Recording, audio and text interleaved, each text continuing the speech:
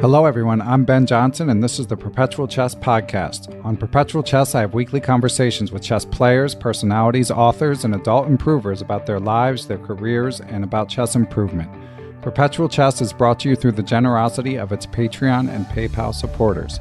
For more information, go to perpetualchesspod.com. Hey everyone, welcome back to Perpetual Chess. We've got another guest who I am excited to speak with. He is a Chessable author. He is an FM, a strong FM with a FIDE rating of 2353, last I checked.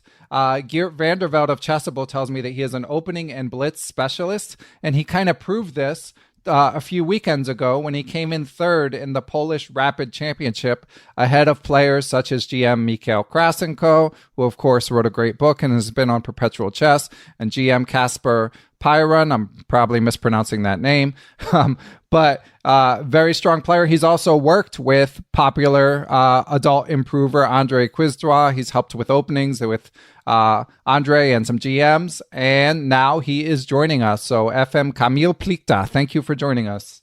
Yeah, thank you for inviting me. And I forgot chess enthusiast. Okay, chess addict even. Yes, chess addict. You've got plenty of company amongst our listeners. Yeah, one funny thing, because people don't know this, but Kacper Piorun, in Polish, his second name is translated to English as Thunderbolt. Oh, that's awesome. Yeah, so whenever he strikes, he really strikes. Does he have that would be a great handle for chess.com or the online sites. So it literally translates to Thunderbolt? Yes, Thunderbolt, wow. Yes. Wow. Every letter, yeah. So when Poland beat US in the Chess Olympiad, there was like ACDC spammed on the whole Facebook page from every chess player in Poland. That's very funny. That's because he beat Naka and the other guys drew their games. Yeah, I get the sense as an outsider, I get the sense that Poland has a pretty tight-knit chess community. Has that been your experience? Tightened, you mean? Like tight-knit, like you guys all seem pretty close. It seems like all the strong players in Poland seem to know each other and root for each other. Yeah, of course, because we have like 3-4 strong classical chess tournaments every year. So when you are in Poland, when you play in Poland, then when you go to this tournament, you have a very high chance that you are going to meet these guys again. Right. Even if you go to play some Rapid, or like I did, like a week ago, you mentioned I played the Polish Rapid Championship, but yesterday I played the other tournament, so I saw like 100 the same faces again. So tell us about that tournament, because I mean, all due respect, but when you see a result like third in the Polish Rapid Championship, sometimes that can be like, sometimes they're really strong players in a tournament like that, and sometimes they're not. Sometimes things are called championships, but no one shows up. But that was definitely not the case at this one. Once I clicked through and saw the cross table, I was like, wow, this is quite impressive. So how do you prepare for an event like that? And do you prepare for opponents? How do you treat something like a Rapid Championship?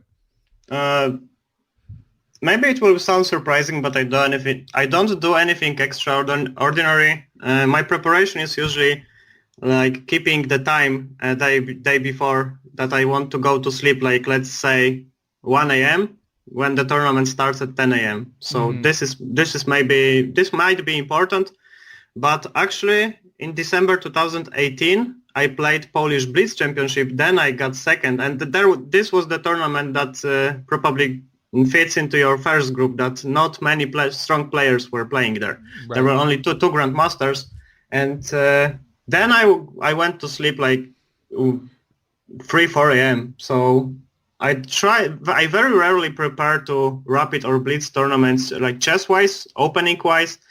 Sometimes when I see there is a very strong player that I have a big chance of facing in one of the rounds, and he plays some variation that I don't like, then I try to do something. And usually it works then, because people very rarely prepare when they go into Rapid or Blitz tournaments. Yeah, and I should mention that Andrei Quizdra and others have mentioned, and of course it's borne out by your Chessable courses, you're known as a bit of an opening theoretician and specialist, so it probably comes in handy in the faster time controls. Definitely the lines that I play are even more efficient in this faster time controls, because I have this rule that when I create a course on Chessable or anything, I try to base it on the lines that I play myself. So when I have 3 courses now, they are all based on the lines that I used in my career. And when you use these lines for a lot of years in classical chess, it's much easier for you to switch into rapid or blitz. And such lines like, the Trompowsky or the King's Indian attack, they can be very unpleasant to face in faster time controls when you don't have time to prepare. And sometimes when you play against a strong player, he doesn't even have a repertoire against them. So he's like trying to come up with some idea, and sometimes it's not great. So yeah, I do think it's a built-in advantage to eat what you cook, as you say, by presenting courses based on the openings that you play and playing them from a long time. And I saw that you mentioned in the intro video that you also like to use model grandmasters. Like you mentioned, the recent guest GM Bassem Amin is someone who's been playing the King's Indian attack for a long time, and your King's Indian attack course. So how do you go about picking like a model player for a given opening repertoire as you're studying one? That's pretty easy. I try to search in Chessbase, the database. I search for certain positions, and then usually the same name will appear in this database. So for me, it was Amin Bassem. I looked for his games. It was like 100 plus of his games. So when he is 2700, then I really don't have to spend so much time now on the course, because I think this is pretty smart approach, that you pick a player who is rated 2700, then you look at his lines, and you are sure that when he's 2700 and he plays it all the time in the classical, in rapid, you name it, that means that he's done his homework and he definitely plays the lines that work. For example, I had this funny thing that I had a position where I had 3 possible continuations for white, and all 3 of them were played by Amin Bassem. Now your job is to pick up which one should you choose, and you can do it randomly, but a smarter way is to look at the years of the game. So for example, one game was 2012, the second one 2015, and the third one 2019. You pick the one that he plays in 2019 because probably he's done his job. Then you switch on Stockfish, and usually this is the best line. That is a good little trick. Yeah, that makes sense. I mean, he probably also has to keep his opponents off guard a bit, but he's not going to play a move that he knows is bad. So what about something like your Trompowsky? I got this sense in watching the intro video that a lot of it is sort of home cooking, is sort of your own lines, like that H4 line that you play. So do you have a model GM for something like that, or is that just like you kind of hunkering down with the engine and working it out on your own? No, I don't have a model GM. It's just probably too much watching of Mr. Ginger GM. Yeah, Harry the H-Pawn making an early appearance in that line. So refresh my memory, was it, so it's only a few moves, listeners, so we will break the taboo of saying a few moves blindfold, but it's D4, knight F6, bishop G5, and then is it knight E4, H4 straight away, or am I missing? Yes. Yeah, right. It's fun stuff. I mean, it's like the move wouldn't even occur to me, but with AlphaZero's theoretical novelties, it seems to make some sense, although you are giving up the bishop. I never claimed that this gives white any advantage, or if black reacts properly, then he will definitely be equal. But the thing about modern chess is that whatever you play with white, you are not guaranteed to get an advantage anywhere. Rui Lopez, I mean, Queen's Gambit declined, Nimzo, whatever you play, Sicilian, you don't get an advantage with black playing the right moves. So I think that this approach that you want to play the moves that are not guaranteeing you any advantage, but are very unpleasant to face in practical game, it may be pretty smart, because when you see this move H4, you think, okay, what kind of crap is this? Who plays like that? No one plays like this, so why do I even pay attention to this? But then you switch on the database and you see that in this position, like when black goes knight E4, white has like 55% with bishop F4, 45% with bishop h4. I'm guessing now. And h4 has 58%. So okay, in practical terms, h4 is the highest scoring move in this position. And also, there are mostly games from the classical time controls. You can imagine how deadly this weapon is in blitz and rapid. Yeah, I mean, it makes total sense to me, and that's something I've sort of been wrestling with myself. I haven't played in a tournament in about a year, and I'm not sure when I'll play again. But at some point in the future, I definitely I want to make a proper push. I want to sit down and study a lot of stuff and really try to get back some of my long lost chess strength. And when I kind of brainstorm about that, I think about how to approach the opening, because I feel like it's a challenge. I mean, as you say, white, even at the elite level, isn't doing great these days. So I'm not sure from a practical perspective how much it wouldn't make that much sense for me to, learn the open Sicilian and try to learn 20 moves of theory for every line if it's not going to lead to advantage anyway. I mean, open Sicilians for me are super fun, but there's an opportunity cost, because if I study that, I'm not studying something else. So what would you advise someone like me who's got maybe 10 hours a week to study and has a totally terrible and outdated opening repertoire? Okay, so I will answer you this, but let me start from something else, okay? Sure. So I think that your opening study you have to base on your level of play. So when you start playing chess, your opening study should be like this: develop the pieces, control the center, don't put knights on the edges, have a safe king. I think that's it. I probably didn't. Okay, don't develop your queen too early, stuff like this. So this should be basically your whole opening study when you are starting.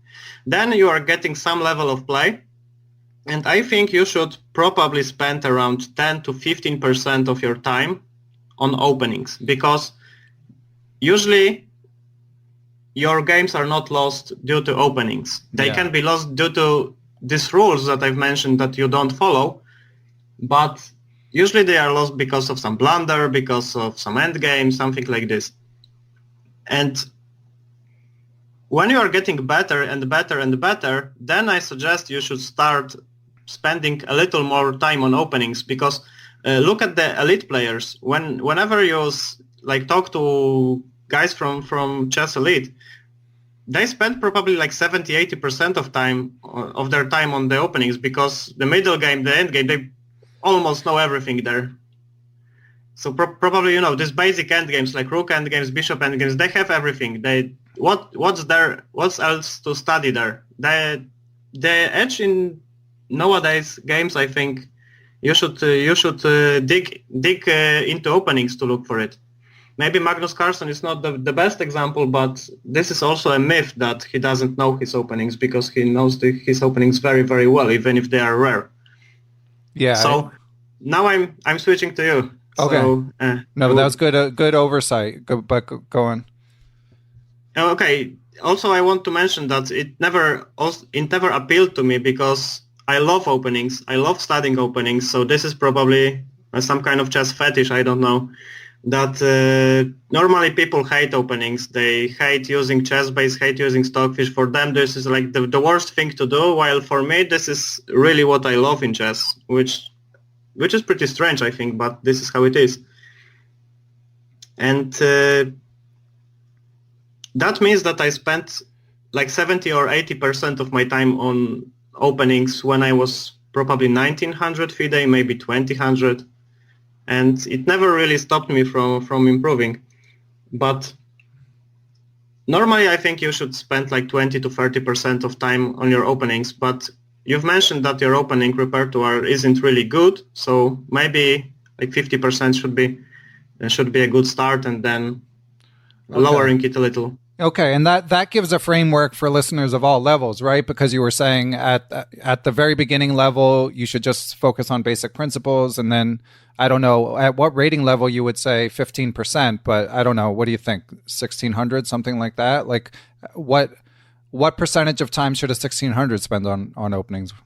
10, 15, not more. Yeah, Definitely. and then it kind of would go up. I'm about 2150, so it would go up on a sliding scale, basically. I mean, as you say, adjusting for how openings are going for an individual person and how much they're impacting the results of their game. But yeah, that does give a good framework. So probably with this sentence, I'm like shooting a bullet in my head because I'm the author of 3 opening courses, and I say please don't study openings. So that's not maybe very smart, but if you want an honest answer, then yeah, sure. I think one of the strangest views in tournaments is that I see a player of level like 1400 FIDE, and he's blitzing his 12 opening moves. Then he gets into some critical position where his opponent is playing something strange, and he really doesn't know what to do.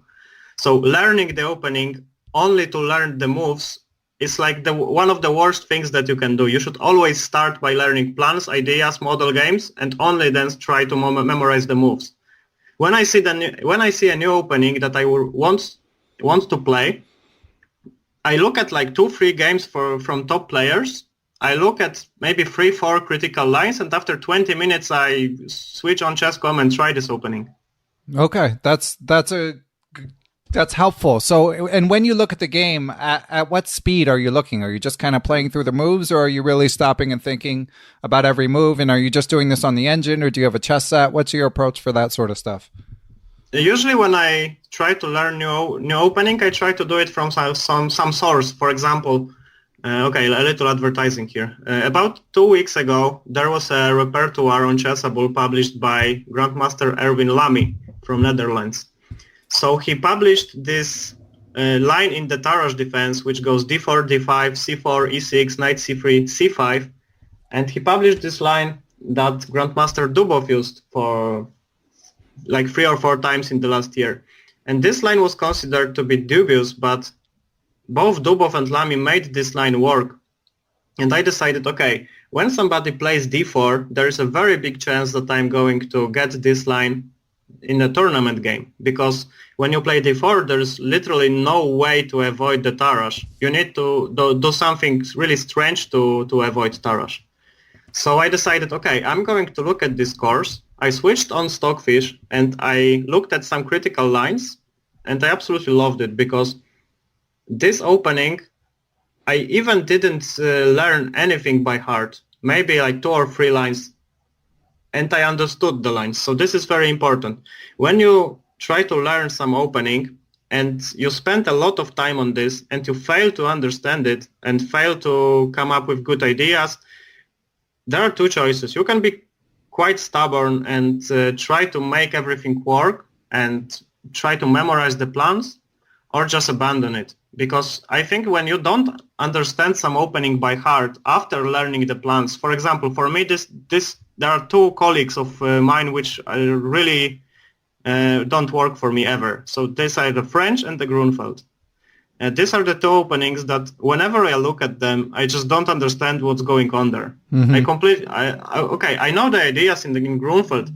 White takes the center, black tries to attack it. But when I see the position there, I completely don't know what to do with both sides. And I don't think this is something that you should be ashamed of. I think there's no way, if you are not 2700, that you will understand and like everything in chess. And for me, I always try to pick up lines that I play, and I don't even have to know the exact theory to come up with good ideas, because this is this field that you need to develop in opening that makes you score points. Yeah, and I think that do you think that that's part of why you're a good blitz and rapid player? Okay, so in 2012, I was rated around 2150 FIDE, and this was the time where FIDE came up with adding a blitz rating and rapid rating. And I went to this tournament in December 2012, which was held in Warsaw, which was European Blitz Championship. And it was pretty close for me, because I lived in Warsaw then, so it would be pretty stupid not to play there. And I went there, and if I'm not mistaken, this was the first tournament that counted on the FIDE Blitz list. and I managed to score 14 or 14 and a half out of 22 because it was double round. It was a game with white and game with black against every player. So I gained 180 points there, and I went to the other tournament and I gained 60 points. So my classical rating was 2150 and my blitz rating was like 2410. Wow. And my blitz rating right now is also around 2410. So it's either then it was really too much that I gained 250 points in 3 months, let's say. It was probably I was probably overrated there, I guess, because right now my rating is the same, but I feel like my blitz skill is much higher right now than it was before. And I really like playing blitz. I always liked to test my opponents in blitz, and even when a few years ago somebody would ask me what is my ultimate goal in chess, I would say to become a Polish blitz champion. And not some classical, not get a grandmaster, just become a Polish blitz champion. So it should tell how important blitz always was for me. But I know that I could spend my chess time much more efficient than playing blitz. But it's another addiction. Do you have any and we should say you've got some big scalps in blitz. You've beaten some super strong players online. Who are the strongest players you've beaten online in blitz? Nakamura twice. Yeah, that's what I thought. Doesn't get much stronger than that. So do you have any general blitz tips you could share with our listeners that don't require a chessboard? Play more blitz. Are you also analyzing your blitz games, or mainly just play and keep going? It depends. Sometimes I'm analyzing them, but not that I want to say, okay, I had him on the ropes, I really should win this game, he's a passer and I should win the game. No, I never do that. If I lose, I lose. It doesn't matter then. But when I got some line that I think is interesting to see where should I improve, then I download, for example, the last 20 games. I open Chessbase 14 and then try to go through these games with Stockfish, try to look at the database who played this. If I see some interesting game, try to see the game to see some plan that maybe I can implement into my game. So something like this. But I never ever spend more than, let's say, 3% of my time on analyzing blitz games. I mean online time. Because normally, let's say that I have a lot of time to spend on chess right now. Because, as you probably know, I'm full-time chess. Yeah, full-time. You live in the dream. Sure. So what else? What other blitz tips can you give for us? What other blitz tips? When you are playing without increments, because normally when you play the tournament, I'm not sure how do you guys have this in USA, but in Poland, 90% of tournaments, maybe even more right now, have increments. So Fischer had not only big impact on chess like a chess player, but also he had a big impact on the time control that we have now. So now it's not that important, but when you play without an increment, always try to have more time than your opponent. And I literally mean always try to do this. Sometimes maybe you are going to get caught in some line and you need to spend your time, but when we played 5+0 instead of 3+2, I had this approach that I never want to have less time than my opponent. Because in the worst case scenario, if you even miss something, if you blunder something, then there is always this flagging opportunity.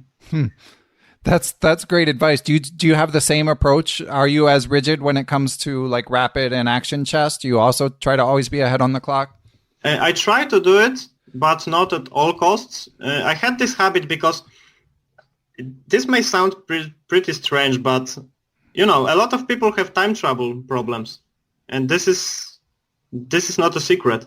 But for me, it was always the opposite. I played too fast. For example, I made this list of mistakes around 10 years ago that occurred the most often in my games, And one of the mistakes was that I play too fast in the positions when I have a significant advantage. So I tried to find what's the reason for that, because why do you want to play too fast when you have an advantage? This is stupid, because when you have an inferior position and your opponent is in time trouble, then you can and you should play fast, because you want to get him off the right track. But why would you ever do that when you have an advantage? And I found out that for me it was very strange, because I always thought that when I have an advantage I should play fast to show my opponent that I know what to do. So I have no idea what's the psychological reason for that, but at least I found out what the problem is, and then I started to slow down. For example, when I approach a tournament, I took a piece of paper and I wrote down the most important things that I wanted to do. So, for example, after a lost game, always ask my opponent if he wants to analyze the game, because normally my approach was that when I lose the game, I just run out of the playing hall. And now I couldn't do this.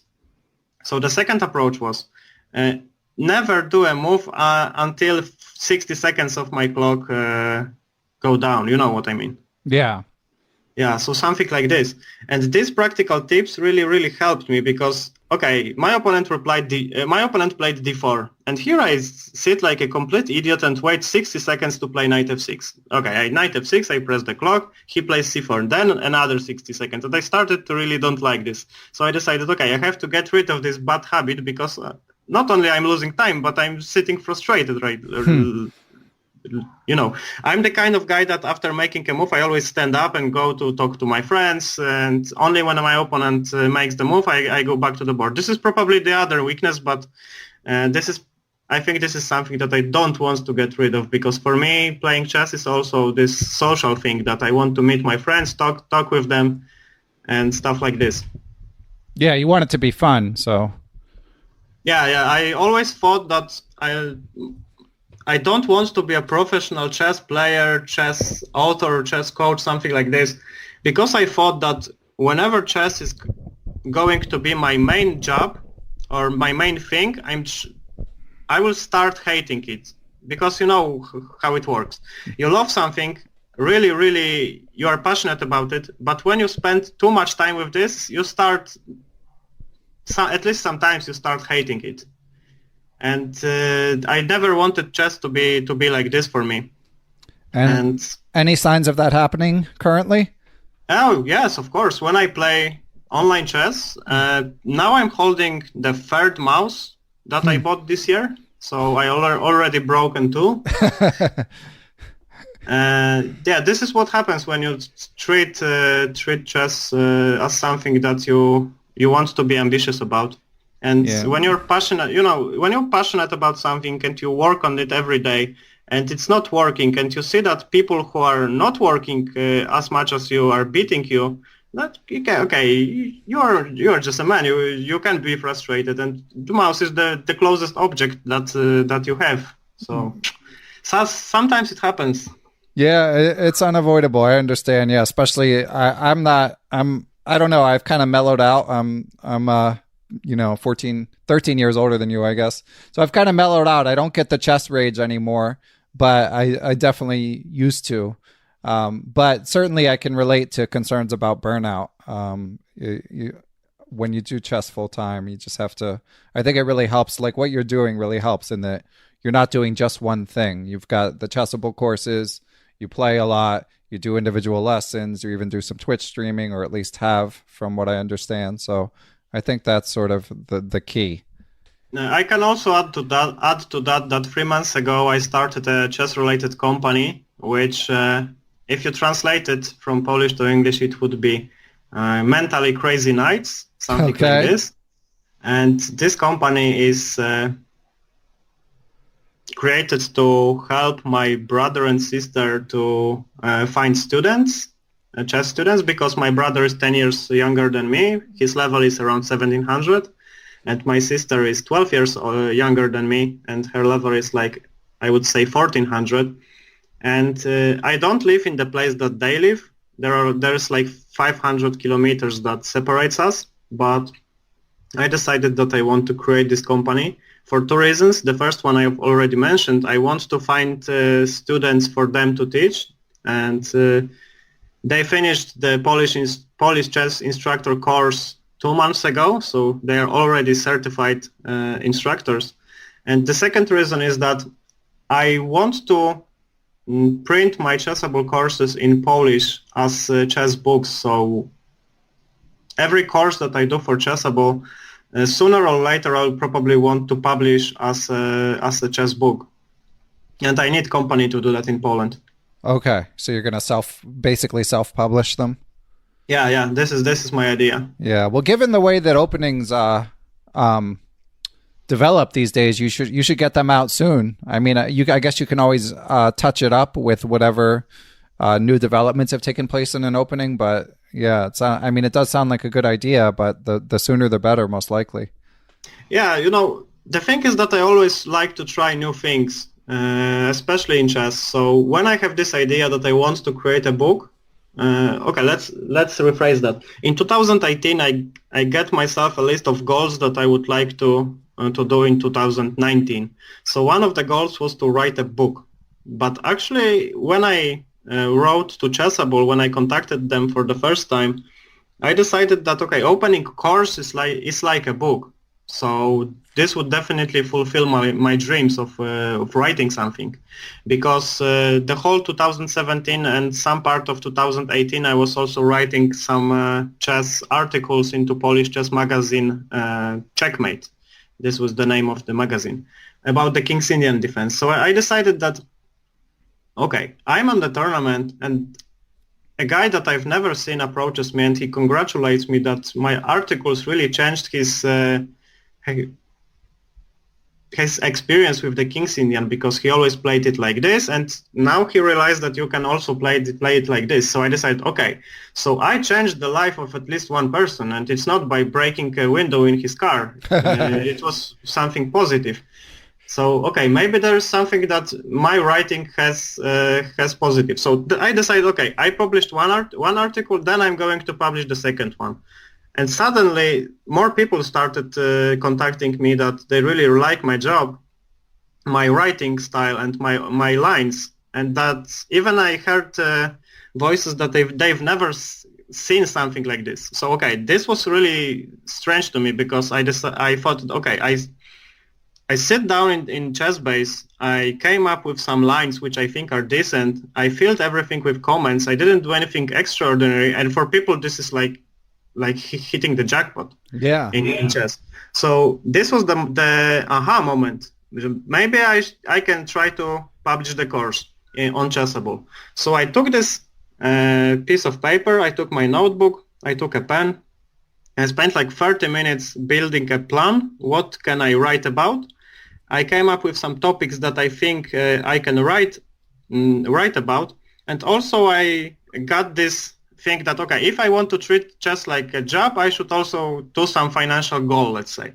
So I decided, okay, if I earn from this to this is going to be not that great. Then if I'm going to earn from this to this is okay.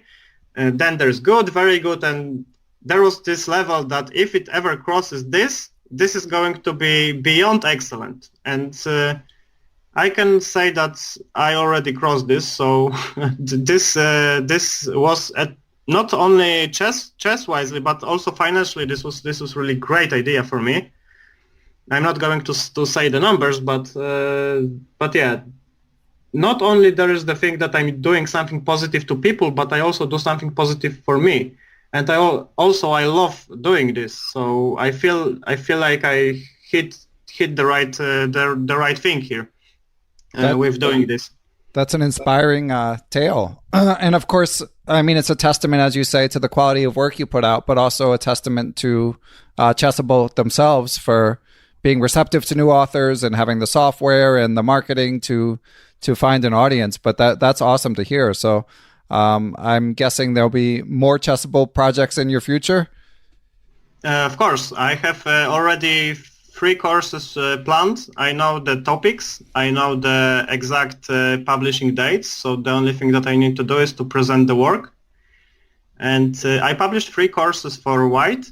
I can only say that the topic of the articles that I've just mentioned in Polish chess magazine Checkmate is closely related to my 4th course, which I can't probably also tell you this, but you can expect something happening before Christmas. And so the first one is coming before Christmas. The second one I have planned. The second and the third one are planned in the first half of the next year. Okay, something to look forward to. And I'm as we always do at the end of the show, we'll get where to keep up with you and put it in the show notes. So anyone looking forward to seeing what you come up with can keep track. But based on what you've said about playing from your own repertoire, I also feel like one could make educated guesses just if they have a database about what direction you might go with the black pieces. But yeah, it'll be fun to see. So how much work goes into doing a course, to presenting a course like that, like the Trompowsky course? Or that's really nice that you ask about it, because I forgot one idea that I had in mind that I wanted to speak about, but it just came out of my head. Now it's back, so I'm just going to refer to this one.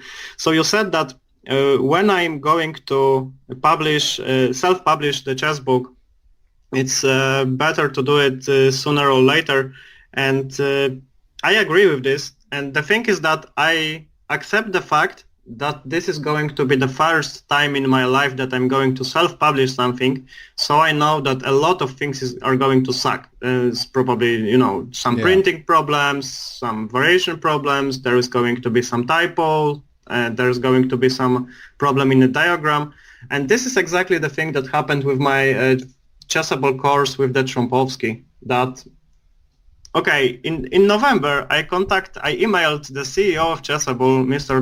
David Crumloy, that was also your guest, and I emailed him with probably one of the worst English that he ever read, and I asked him if you maybe want to have the course published on your site by me, by the Polish author, And and then the response is yes, and I said, okay, this guy is crazy, So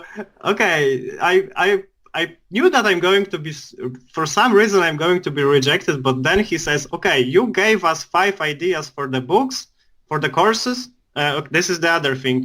Kurt van der Velde told me that I can't use the word book when I speak about the Chessable, because there are not books, there are Chessable courses.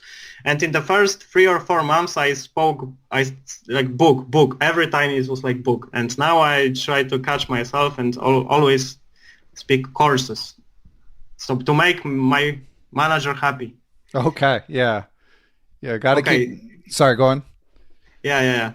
So going back to the time that took me for the first course. So the first course, if you translate it to, let's say, trainable chess lines, I think that Trompowsky has around 130 lines that you should learn by heart on Chessable.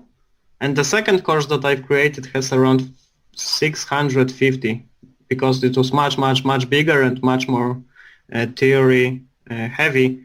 And I think if I would need to come up with an idea how much time do they took from me, then I think it's approximately the same. So with the first course, with the Trompowsky, it took me like 3 weeks to write it.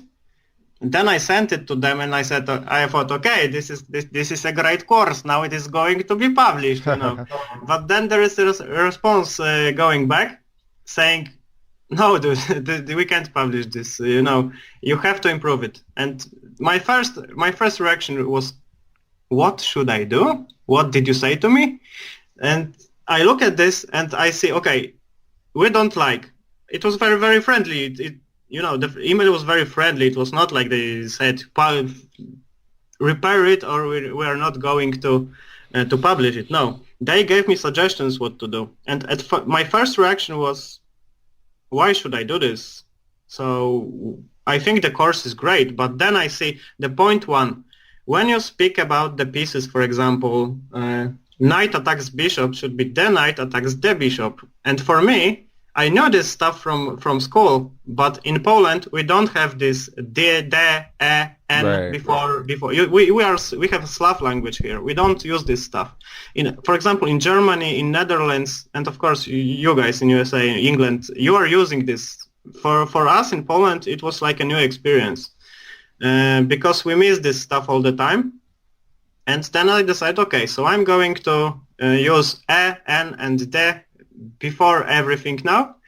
And for example, okay, no example. Just the second point. What should I improve? For example, the Chessable has this feature of using arrows. So you can use arrows to highlight the most important plans, ideas, everything. So I decided, okay, I'm going to use arrows now. And I got this guideline from them that I can improve this, and this. And it took me another month to improve everything. Because even if I improve something, there was always this email coming back that there is also something that should be improved. So they informed me that there is this program called Grammarly that when I write something, it will highlight most of my mistakes. So I think this was very helpful. And I also wanted to learn something. So it's not like I blindly followed the Grammarly's advices, but I tried to understand why is it highlighting that this is a mistake. And then I got this more aha moments that here there should be a comma, or there shouldn't be this word, or there should be another word order, something like this. And I think that I really improved in these terms. Maybe when you listen to me now, you are not going to believe it. But when I write now, I feel like I'm much stronger, let's say, than a year ago in writing in English. And this is also another reason why it takes me less time to create a course than it took me a year ago. Well, that's good. Yeah, I mean, good for business and good for your communication, and your English sounds pretty good to me. So, I mean, I know that writing can be it can be a different, like it can be more challenging depending on the circumstances. So yeah, we look forward to your Chessable courses, and we should mention for listeners interested, there's intro videos for anyone who's maybe somewhat interested but not sure if you want to buy it. You have intro videos up on YouTube for each course that are about 25 minutes long, just giving an overview of what's covered in the courses. So I'll put links to those in the show description.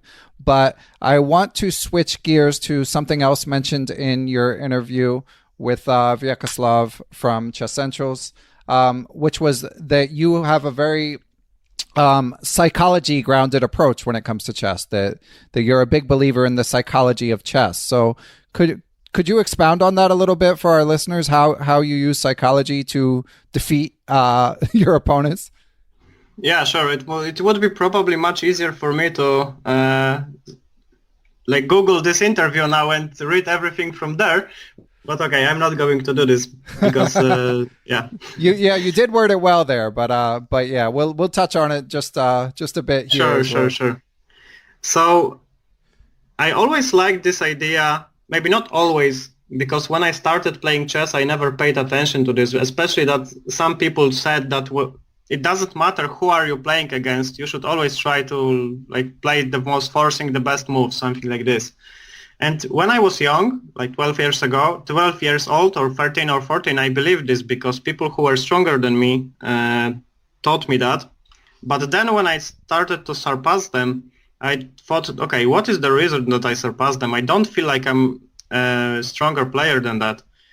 And this is also something that is happening now, that I was rated 2400 in classical chess, in blitz and rapid, and I don't feel like I'm a better chess player than some of my colleagues who are rated the same or even lower than me. So I started thinking, what is the reason for that? And the reason for that is that I always liked to get into my opponent's head and try to play as unpleasant moves as possible for him.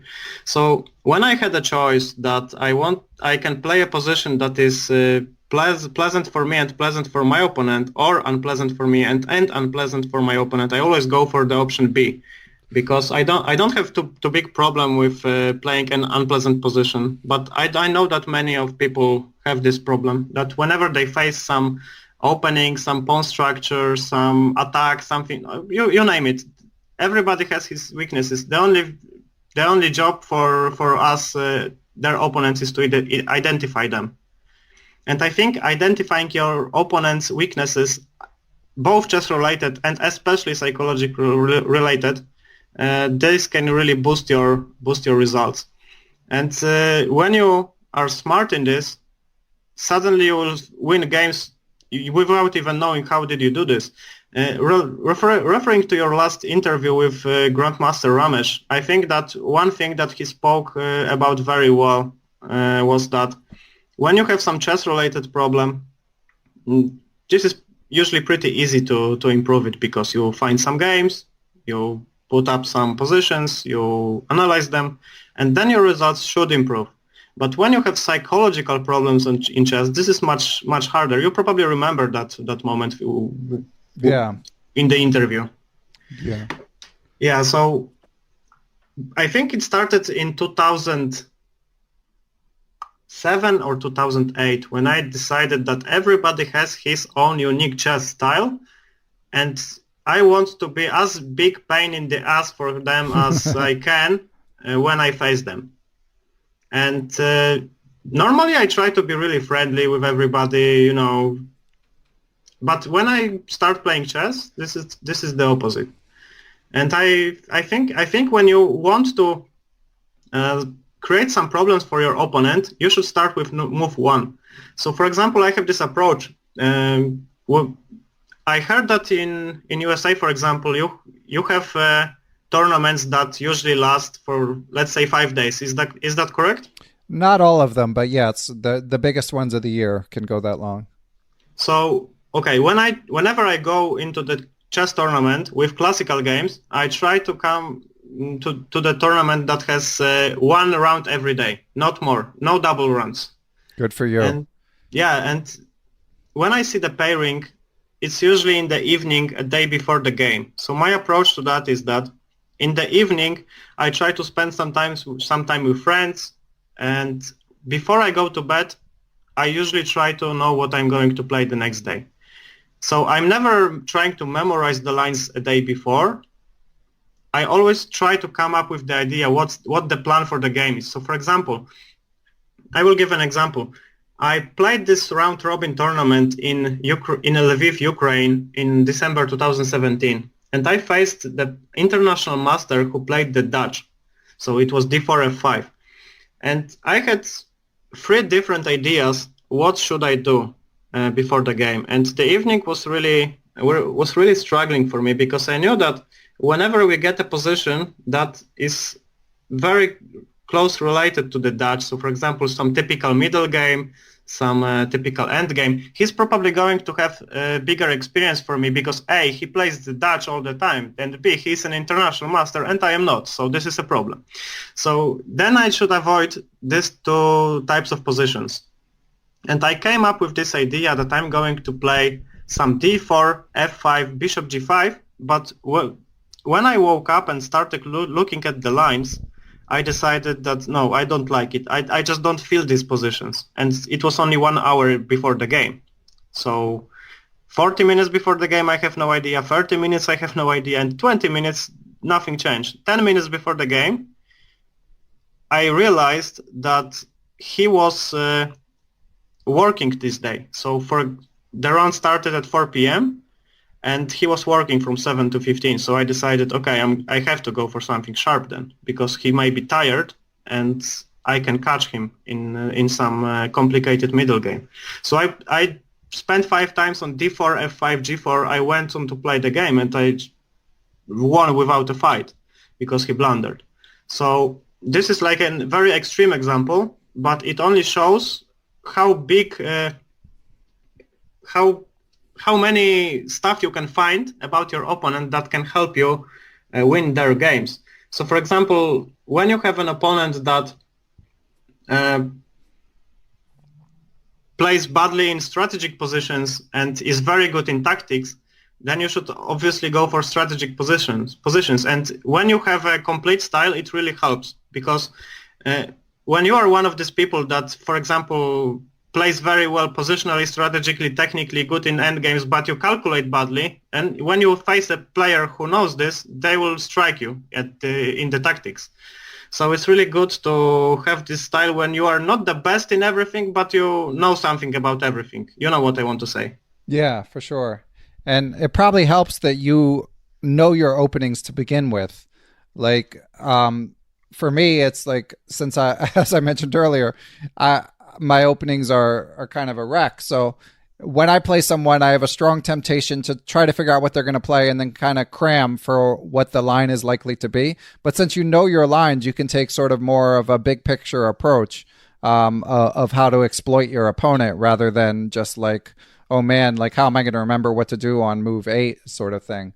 It reminds me of in one of my interviews with Eric Rosen, he also talked about, I mean, he plays a lot of sort of closed invitational tournaments. So I think it's more helpful for these tournaments where, as you say, you know who you're going to play. But he said he also kind of approaches it from, like, he looks for weaknesses either in his opponent's repertoire or their playing style, and then picks what he's going to play based on that, rather than saying, I play this, what do they do against that sort of thing.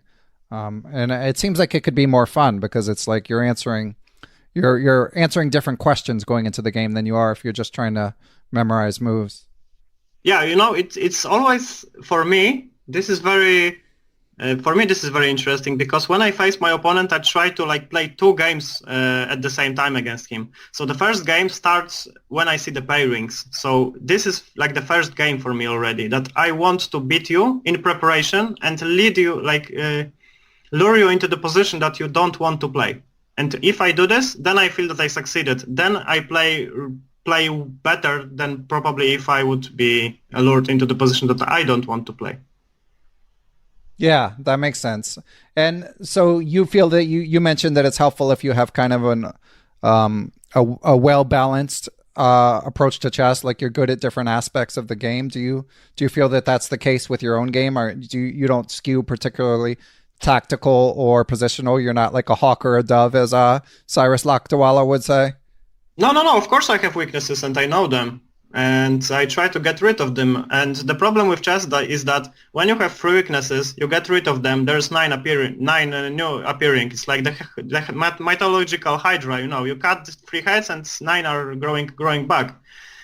So this is how chess works. I think that whenever you set up some goals, that okay, my first goal was that I wanted to be 1800 FIDE, and I decided if I get 1800 FIDE, I'm going to beat my neighbor, and everybody will know about it. So why would I improve? But then I decided, okay, if I improve a little more, then I will beat this guy and this guy, and then I saw another guys which were stronger than the previous ones, and I decided, okay, let's improve to beat even them, and this is how it worked for me. I always try to motivate myself with these things, and my ultimate goal, I decided, okay, if I ever do this, then I don't need anything more. And my ultimate goal was to get a FIDE master, and probably you know that it's not my ultimate goal right now. Yeah, so I know you have at least one IM, Norm. What's going on with the IM chase? Oh, it's in progress. It's all the time in progress, but to do this you have to play more. And this year I played only 2 classical tournaments, and in one of them I even couldn't score the norm. So yeah, that makes it hard. I mean, it's just it's just so hard to balance that. Even as a chess professional, it's like again, referencing my interview with Cyrus Lakdawala, he was saying, like, he's basically, you have to cancel lessons if you're going to go play a tournament. Like, you in addition to the travel costs, and, you've got a fiance at home who may or may not be able to go with you. Other people have families. So yeah, it's just, it's hard, but at some point, if you want it bad enough, you got to go do it. So I just want to say one thing to clarify to the viewers that I never was, I'm not, and I will never be a chess professional from playing chess. Right, It's completely impossible for me I mean, okay, not completely impossible because I have no idea what happens in 10 years, but I would say that the chance is so little that I can safely mention that I will never be a chess professional from playing. Because if you want to be a chess professional from playing and live on, let's say, decent level, I think 2600 is the bottom of what you should be striving for. Yeah, even that I think would be pretty challenging. And I mean, in Poland, it's probably going to give you really, really nice life. But when you live, for example, in Norway or Switzerland, then you're not going to make it probably. Yeah. Cost of living makes a big difference. I mean, okay, there is at least one guy from Norway who plays chess and is pretty good at this, so he probably can do a lot of things. Yeah, I wonder who you mean. Yeah. All right, so Kamil, a couple more topics if you're up for it. Can I just say one more thing, going back to one question? Yeah.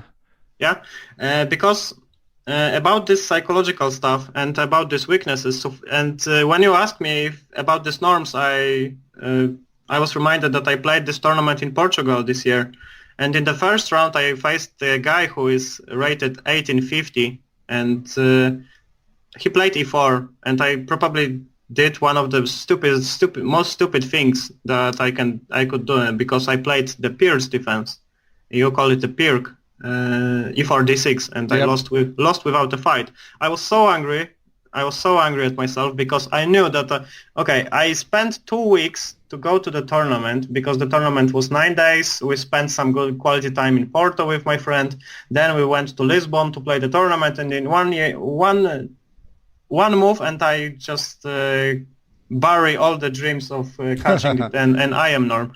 And finally I did well in this tournament, but it only shows how chess is, that you work for a lot of time to have this free time to go into the tournament, and then one bad move and everything can be buried. Because if it would be a round robin tournament, it wouldn't be a big deal because you still have 8 rounds.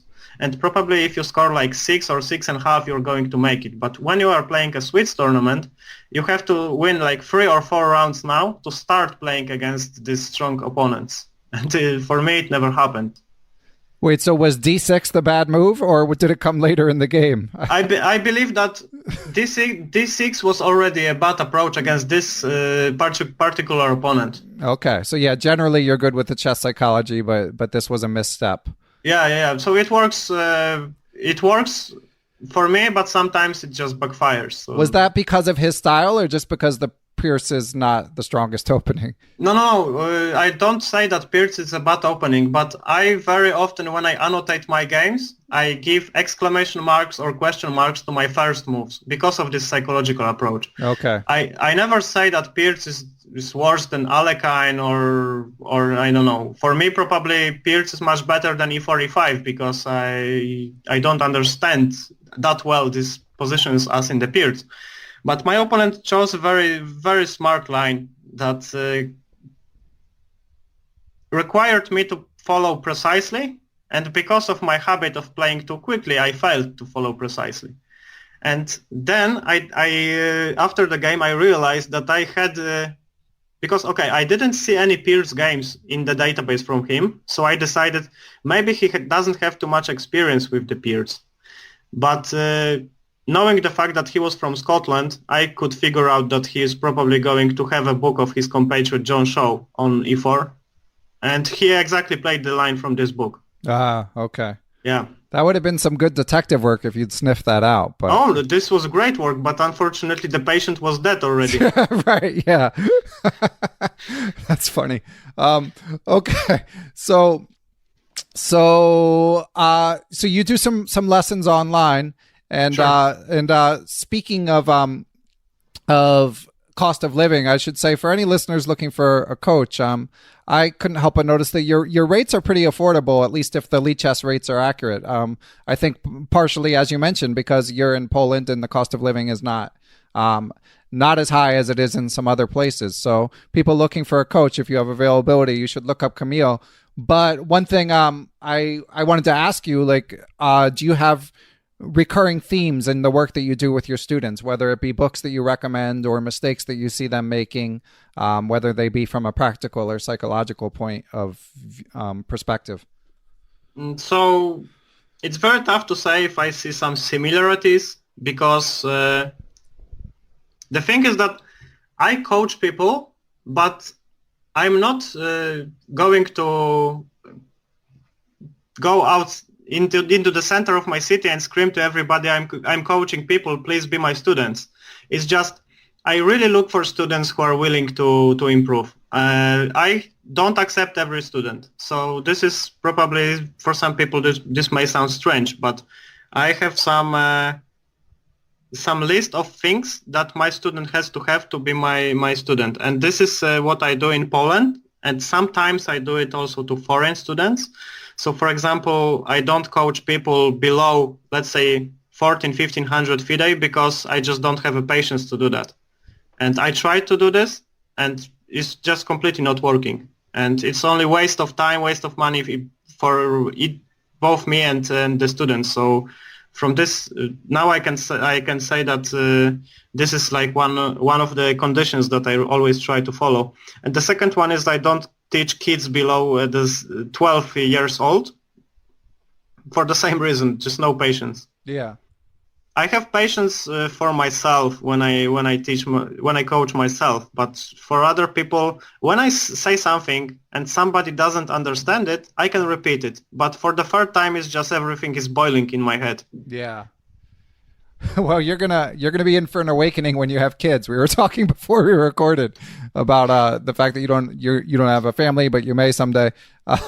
So yeah, there a lot of repetition involved, and I work personally with a lot of, I work with kind of the opposite student set, and I can definitely understand where you're coming from. I enjoy the work, but it can be repetitive and it does require patience for sure. So yeah, but thank you for the warning with the kids. Yeah, as if you didn't know. Hey, and if I can go back to your question to refer to it. So you asked if I have some things that I always try to do with students, or if there are some things that are repeatable. So I don't have too much repeatable stuff because, as I said, I'm coaching. My coaching times is like 10-15% of my whole, maybe it's probably closer to 10% of time spending on chess is coaching. Because when I had too many students, then I started to be burnt out. Yeah. So I decided, okay, if somebody is sacrificing their time, is sacrificing their money for me to be their coach, it's not acceptable. So I had to resign from something. So I'm really passionate about chess courses. I'm quite passionate about coachings.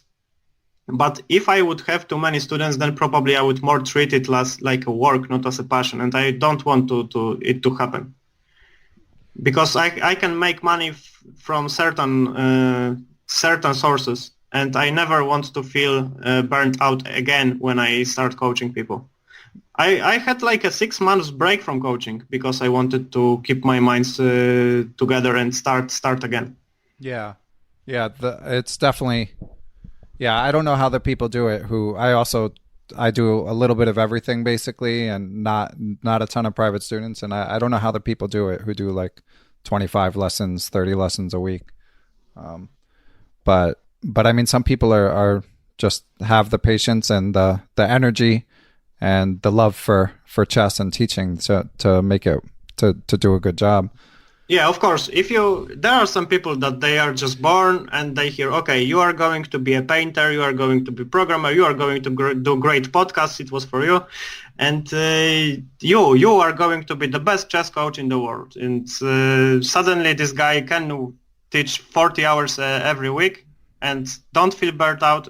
Have this individual approach for every student. I just wouldn't manage that. Yeah, it's just not for me. Yeah, that makes sense. So with the requirements that you put in place for your students, like what would the requirements be? Like, are you giving homework or like what would be an example of something you would expect from your students? Of course, ideally, yes, I give homework. But if somebody doesn't have time, then I understand it. And I don't give homework. So for example, homeworks can be different because homeworks are never the same. If somebody has problems, for example, I have a student now, a new student, I'm not going to say who it is, but I have a student that has problems with defense in his game. So for example, he had these games when I saw the same pattern. He got slightly inferior positions, and then he went all out for some all-out attack without patiently trying to find the best moves. And for this kind of student, I will try to find as many examples, as many positions which are inferior, and send them with annotation, man, how would you defend here? And then we try to look at his ideas on the next class, and step by step, people are improving. So I think it works. And your job as a coach is to identify the biggest weaknesses and the biggest strengths of your students' play. If you do that, then you are just halfway there because you know what to work on. Yeah. Because the biggest weaknesses and the biggest strengths are the areas in chess that you should always work on the most. Because, the biggest strength is like a serve in tennis. You need to have a strong serve because it will bring you more points. And you also need to have this good return, that if somebody is going to hit you, you know how to hit back. And do you think you should work on the biggest weakness and the biggest strength basically equally, or is it better to emphasize one over the other? Oh, I can't generalize. It depends, but it's tough to. I think it's tough to say. But if you have some weaknesses which are not very bad, then it's okay. Okay, let's give some extreme example. You have a student that is excellent in endgames, but in every game he's getting a scholar mate. Right. Yeah, so there's no point of working on your biggest strengths because you're getting schooled every game, scholared, Yeah. So this extreme example may show you that you should devote 100 of your time to play e6 or e3 and have a peaceful life. But that's funny. Yeah, but there are cases where your weaknesses are not that visible as your strengths, and then you should work on your strengths more, I think. But when you have really looming weaknesses, for example, you have a time trouble in every game. This is one of my favorite things about my opponents. Whenever I know that my opponent has time trouble in every game, I try to play as obscure opening line as possible. That's tricky, yeah. Because I know that it's going to get them in time trouble. And I also plan to do a series of, maybe I will write an article or maybe some I don't know, but I want to publish a topic, how to play when your opponent is in time trouble. Because there are many sources that tell you how to avoid getting into time trouble, but they don't tell you what to do when your opponent is in time trouble. And I think you can really, really get a lot of points from this if you know how to react properly. Can you give a little teaser and give one bit of advice? Yeah, sure. You should divide it into 3 parts, I think. So the 2 parts, let's start with them, is I have a much better position or I have a much worse/losing position. So when you have a much better position, you should basically do nothing. Mm-hmm. You should completely ignore the time trouble because you don't need the time trouble to win the game. If you have some, for example, 2 variations which you think have equal value and one of them has some trap, then you should probably do the one with the trap, but nothing more than that. However, if you have a losing position or much worse, the time trouble can be your biggest friend right now. And when your opponent is in time trouble, so for example, I refer here to time trouble like I have 40 seconds and when I make a move, my clock is going to add 30. So this extreme time trouble. When your opponent has a time trouble, they will probably come up with 1 or 2 moves that you are going to make. So the two of the most obvious moves you can already skip. You're not going to make them. You should make moves that your opponent is not expecting and do it quickly. So try to muddy the waters as much as possible. Try to play even more obscure lines that are possible. And you will be surprised how often you are going to success in this. And I can also confirm that because I want to write this article based on my games, where have 10 games where I was lost and I scored 9.5. Especially due to the fact that my opponents were in time trouble. Okay, sounds like you're a good authority. And do you have any advice on? I mean, it sounds like you personally don't have this problem, but I'm sure you've had students who get into time trouble. What do you tell them to do other than just move? Yeah, it is simple. Play faster. Yeah, it's so simple but so hard. No. It's just I have this comparison which I quite often try to do because it sounds for them normal. When I speak this to people, then usually they're like, dude, what are you talking about? Where's the point? What's the point of the thing that you're saying? But imagine that you are getting a salary every month. And this is how I approach my student. Okay, imagine you are getting a salary every month. Then you are going to spend all of it in the first 10 days, right? No, why? So why are you doing this with your time? Yeah. And it's really stupid. Why are you spending 15 or 20 moves, first moves on the game? You are spending the whole time only to blunder in the next 20.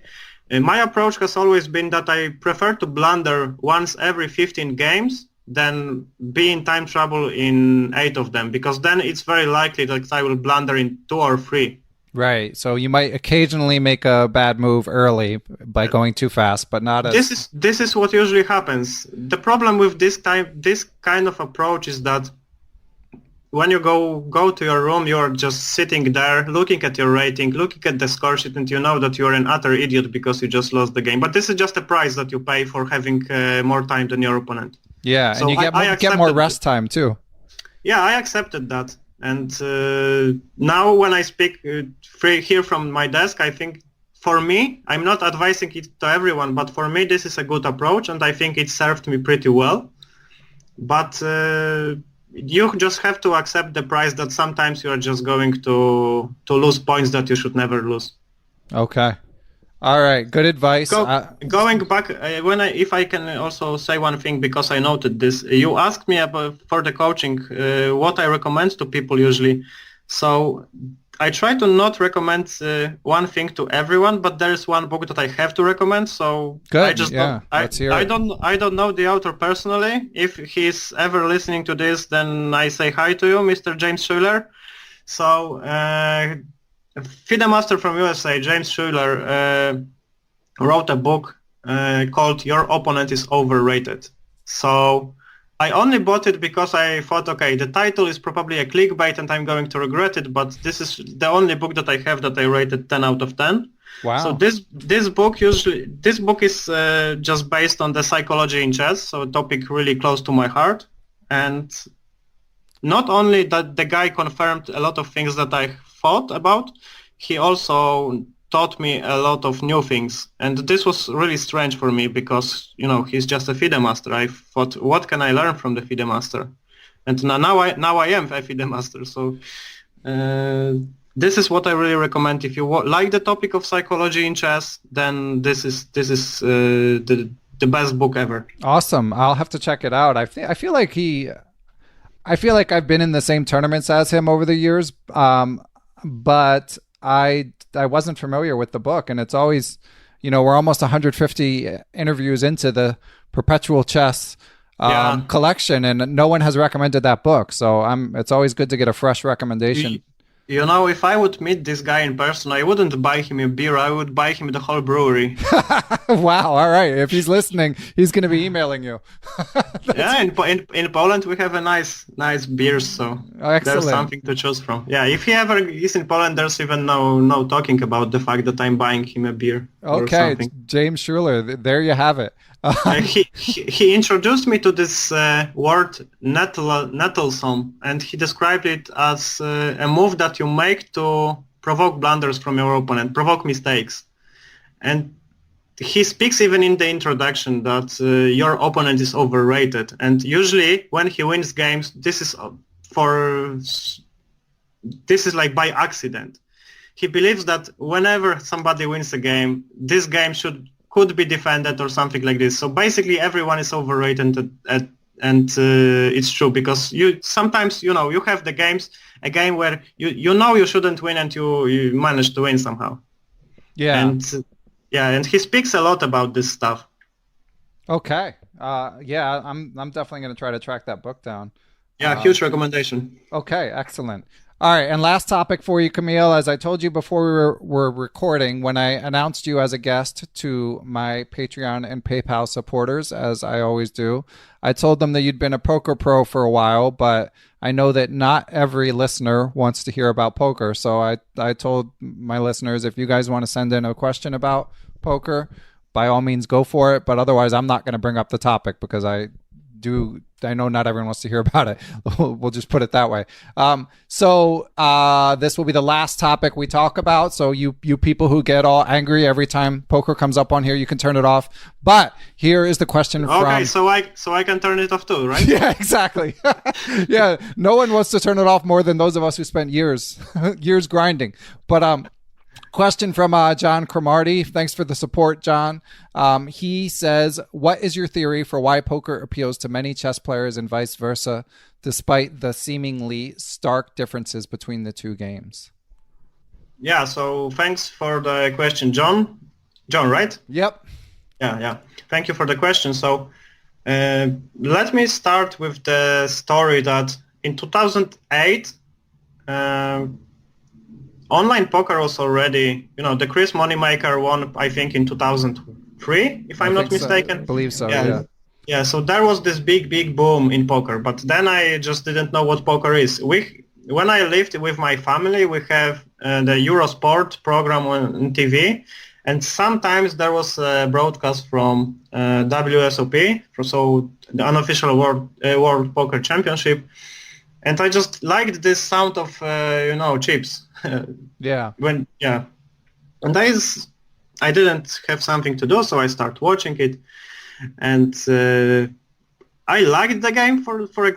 I was already a chess player, but I kind of saw something funny or something interesting about this game that I thought it looks very, very, very hard to learn or hard to master. But then I started when I was like 15. I started playing on virtual chips on this was a site in Poland where you could play like virtual snooker, chess, backgammon, every game. And there was a Texas Hold'em poker also. So I wanted to try, and I don't know. So suddenly I started to gain chips without knowing anything. So then I stopped for like 3 years. It was, like tasting a new game, tasting a new food. I just tasted and I never ate it again. It was the same with poker. So I spent a week playing this. I thought, okay, this game is fun. Sometimes I win, sometimes I lose, but I prefer chess. And this was the thing up to 2008, when there was a Polish grandmaster who started playing online poker, and he had a really nice success with it. So when I was 18 years old and I heard the amount of money that he just won by clicking the left button of his mouse, then it started to be more appealing to me. And then I remembered the story in 2005. But going back to the question, so the rules of poker and the rules of chess are completely different, but a lot of behaviors, a lot of habits, a lot of things are very similar. So for example, there is one thing that chess taught me, and this is losing. And I was losing the whole 6 years from 2000 to 2008 all the time. Like you play 10 games, you probably lose 3 or 4. But there was one thing with poker that chess never was able to teach me, and it's just you can lose with making the best moves. This isn't something that won't happen in chess ever. If you make the best moves, you are either going to draw the game or win the game. While in poker, it's not going to happen. You are going to play the best moves and lose all the time. But you know this, that this happens. But what is the most appealing in poker? I think that this is what is also appealing to many people. So, for example, there are a lot of gamblers. There are a lot of people that just like playing or like this adrenaline shot. I never needed this adrenaline shot because I treated chess seriously. So when I played blitz and when I played a strong opponent and I was on the verge of victory, this was like the most adrenaline moment for me. Like you played the Polish championship in blitz, there is the last round, and you know that if you fail, you are going to have a bad week. But if you win, you are going to have a great year, for example, because you know that you fulfilled your dream of getting a medal in the Polish championship. But for me, poker was never like this. I always tried to treat poker as a game that I like, and I even tried to treat poker as I treated chess, but I just never could do it. Probably if I would never start playing chess, it would be possible that I would be that passionate about poker. But I'm really glad that chess was always my main interest, if you speak about hobbies or passions. I think that there's one thing in poker that is very similar to chess that people can like, which is the rivalry. So in the long run, when you are a better player, you are going to win. And if you understand this, then you can start treating both games as the same strategic struggle that you just try to improve your skills, and you are going to beat your opponent. Yeah. Would you add something to this? Well, one thing, just thinking about your perspective, is being that as we've talked about, your chess approach is so rooted in psychology. I mean, I think that's something that maybe whether consciously or unconsciously, you might have taken something from poker, because so much of poker is about finding ways to exploit your opponents. So that's something that I think it's the psychological side is even bigger in poker than in chess, but certainly it's part of both games. Yeah, definitely. It was so obvious to me that I forgot to speak about it even. Yeah, but I mean, it's yeah. I mean, and the other thing I just wanted to highlight is that that you used poker as a vehicle to sort of help your chess career, and I've mentioned this in conversations, and I think maybe on the podcast before, but I think another thing that can appeal to both chess and poker players is that there's the type of chess player who's a really good student in everything they do, but there's also the kind of chess player who's only into the things they're passionate about and not so interested in, like, you didn't go to university and they may not necessarily be interested in a traditional career path. And I think that for those people, when like poker appeals to them because it's a meritocracy. I mean, you might have bad luck over 1 week or 1 month or 2 months, but as you say, if you're playing with people that you're better than, you're going to win eventually. So it's a way that you can sort of chart your own path in the world, and that you've managed to do. I mean, it's cool to me that you had a plan all along for using poker to help your chess, and that you've seen it come to fruition. Yeah, so one advice, if you can slightly go back to chess. I know that you said that it's going to be the last topic, but if you have some time, then sure. I can give one advice. So you mentioned that it's possible that you're going to play really well in poker and you're going to lose for like 1 month or even 2 months, but sometimes you meet people on tournaments that, you know, he's like losing for 5 years playing chess, and all the time he has bad luck. So one advice that I can give is that be responsible for your losses. Even if you play the line in the book or from my course, that is not going to work. So for example, there is some hole, which I hope that is not the case with my courses. But okay, the engines are going to be stronger, and there is going to be probably like 8 pieces, Lomonosov, I think, table base, if I'm not mistaken. In Poland it's Nalimov, but it's either Syzygi or Lomonosov, something like this. So the engines are going to be stronger, and more mistakes are going to be found. And even in the books written by the top grandmasters, you are going to sooner or later find a line that they are going to recommend, but actually this is going to be losing for you. So I try to have this approach to always be responsible for my losses, and take this responsibility. So whenever I lose a game, I try to be 100% responsible for it. Yeah. Not blame it for anyone.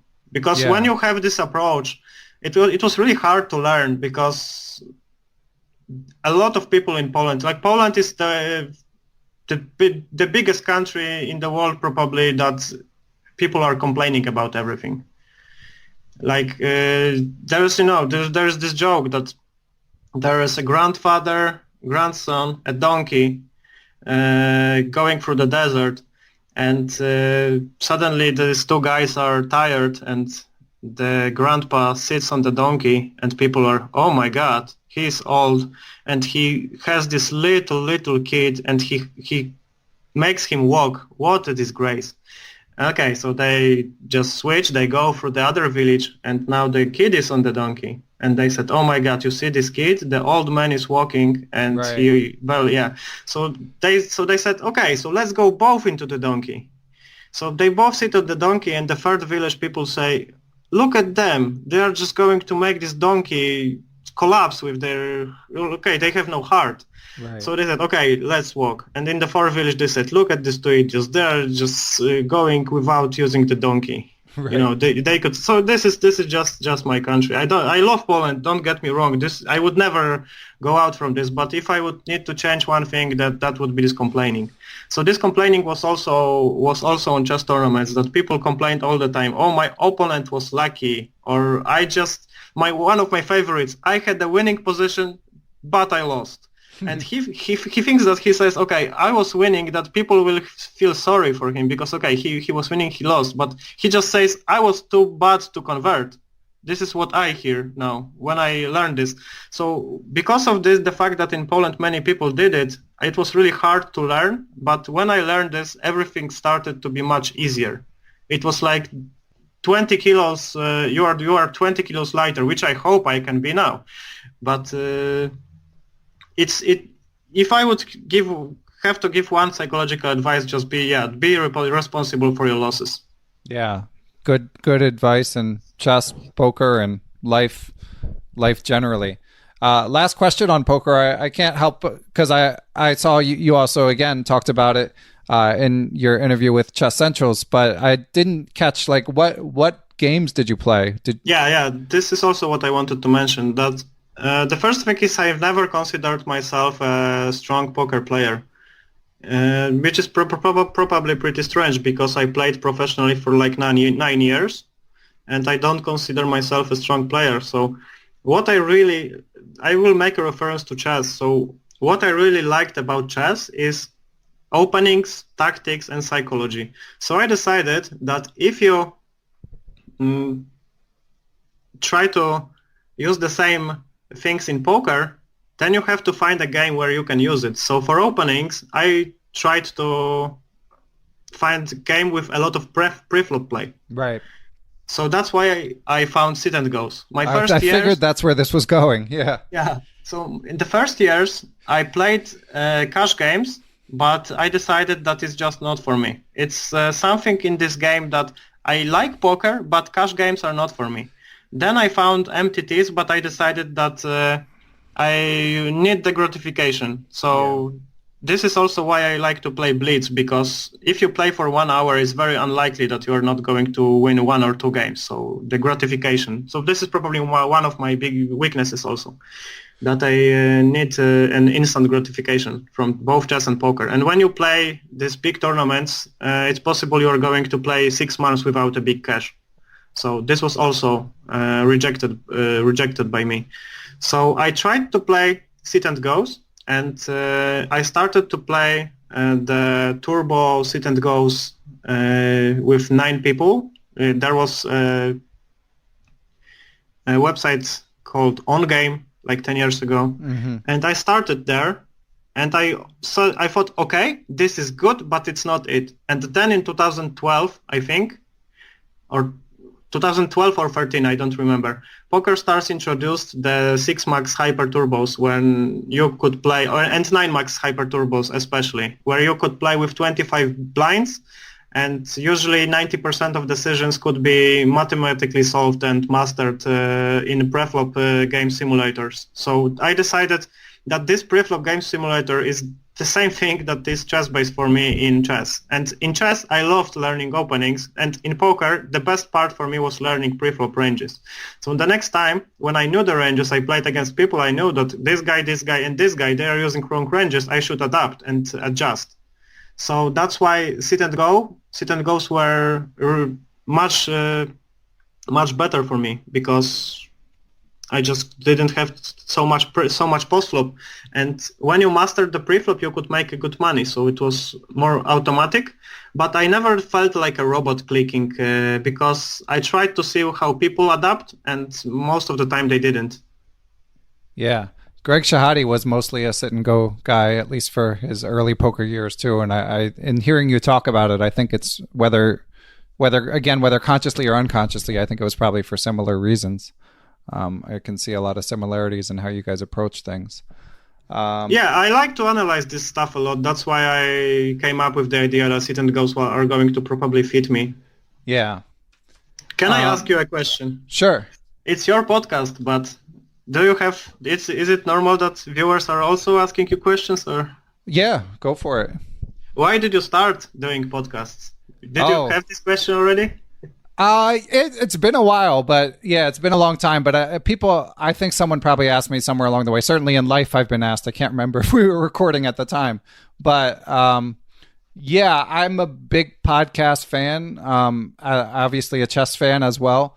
At the time that I started, I lived in Pittsburgh, and I had a lot of commutes, and there were basically no chess podcasts. So I kind of drove me crazy. I had like a file on my phone where I would like brainstorm ideas for the show and guests for the show for like a year straight. And I'm not like it was a big commitment, and I had little kids at home and stuff. So I was interested in it, but it wasn't the kind of thing I was just going to dive into. And then finally, I just decided I had to do it. So I pulled the trigger a couple years back. But yeah, I mean, it was something, to me, it was like a glaring weakness in the chess content landscape. A glaring absence, I should say. Okay, who is on the top of your bucket list for podcasts? For guests? Oh man, I always feel like I'm gonna I've mentioned before Boris Spassky, if I could somehow, he's not a young man, and he's pretty reclusive these days, but my favorite guests I've come to realize are the old veterans with just tons and tons of stories. So wow, that's surprising. Yeah. Well, someone like, obviously, of course, I could say Magnus Carlsen, but it's not like you can't find him talking online, So, okay, I'd feel like it was a small feather in my cap that I got to interview him, but he's streaming on Chess24 all the time, I would like to try to draw something new out of him, but he's talking to, he's doing media all the time. So it's actually, I don't know, to me, the most compelling people often are the people who have had some share of the limelight, and have had extremely interesting lives, but aren't necessarily talking to the media all the time. Trying to think of a few other names besides Boris Spassky. Other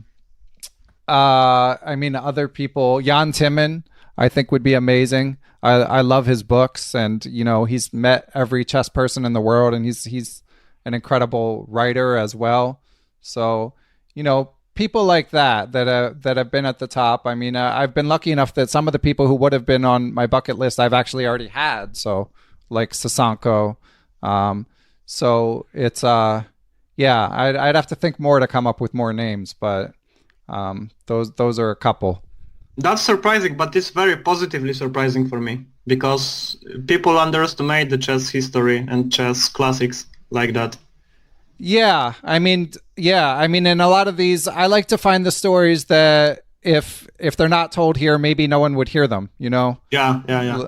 Like if it's just someone, I really do enjoy all my interviews, but if it's stuff that's being regurgitated and that you can find in other places, I'm happy to expose a new person. Like someone might hear a guest here that they didn't know about from another place, but if it's out there, That's not as exciting to me as like unearthing a story that no one has managed to coax out of a guest before, that sort of thing.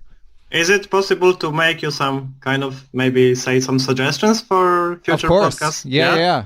So for me, I don't know the guy personally, but I have 3 books of him, which I also recommend. I can say the Lessons from the Grandmaster by Grandmaster Boris Gulko. Yeah. So he would definitely fit, and this, the picture of a classical chess player who is like in his 70s, I guess now. And he definitely would have some stories, because I'm not sure if you know, but he was a refusenik. So this was a guy in Russia who was forbidden to play chess. So yeah, that's a perfect example. That would be amazing. Okay, if you have Boris Gulko on the podcast, then I'm definitely going to go through it. At least one time, but I think it would be repeated then. Yeah, that's an excellent suggestion. Got to try to track him down somehow. Boris, if you're listening, send me an email. Yeah, sure. All right, and so Kamil, are you on social media at all? How can people keep up with your future projects? Oh man, that's probably one of the hardest questions for today. Because I have a fan page on Facebook, but it's in Polish, so I write to my Polish viewers. And on Lichess, normally when you Google my name, if you want to contact me, it's probably the best to do it from Lichess. So my Google name is Kaldas90, so it's Kaldas 90. So this is usually the nickname that I'm writing, publishing, and playing under. So this is like my nickname from my childhood, Kaldas90. Yeah. Okay. So yeah, I'll link to your Lichess profile, and I'm sure when your future Chessable courses come out, if anyone follows Chessable on Twitter or Facebook and on their email list, you'll catch wind of it that way as well. Yeah, if they don't fire me from Chessable until then for sure. I don't think they're going to. Geert's a big fan, and I can see why. I hope so. I hope it will be this way too. Yes. In the future. Yeah, well, keep up the good work, and thanks for being so generous with your time. This was fun. Yeah, thank you for your work, because your work is definitely more exciting than mine. Because to enjoy your work, people can just turn on the radio in their car and have a good time, have a good trip. But to enjoy my work, it's going to require more commitment. Yeah, actual work. Yeah. All right. Well, thanks, Kamil. It's been fun. Thanks, Ben. Special thanks, as always, to my producer, Matthew Passy. I'd also like to thank everyone who helped spread the word about Perpetual Chess. The ways to do so include writing a positive review on Apple Podcasts or another podcast platform, telling a friend, spreading the word on social media. All of that stuff helps. But most of all, I want to thank the people who support the show financially. Without you guys, Perpetual Chess would not be possible. So I would like to give thanks to the following people and entities: my PayPal and Patreon Perpetual Chess partners. Here we go. They are: extra special thanks to Chessable.com and Quality Chess Books and the Capital City Chess Club, Apprend Chess Twitch channel, Andrew Bach, Austin Clough, Benjamin Porto, Kathy Cow, Chad Oliver, Dan O'Hanlon, Danny Davidson, David Schreiber, I am Dimitri Schneider, Faraz Sawaf, Gary Foreman, Greg Nattel, Greg Shahadi, Guven Manet, Jens Green, John Jernigan, John Cromarty, Kelly Palmer, Lone Pine Chess, Lorraine Duray, the law offices of Stuart Katz, Michael Can, my main man Moonmaster 9000, Seattle Chess Club, Thomas Stonix, Thomas Tachenko, Todd Bryan, Todd Kennedy, and I'd also like to thank Aaron Waffler, Ace Vallega, Adam Ralph of ChessEngland.com, Adrian Gutierrez, Alex Pejas, FM Andrei Terakov, Andrew Perry, Bill Moran, Brad and Andy Rosen, Brett Howard Lynn, Brian Mullis, Chad Hilton, Chris Balcom, Chris Flanagan, Chris Wainscott, Christopher Baumgartner, Christopher Chabris, Christopher Wood.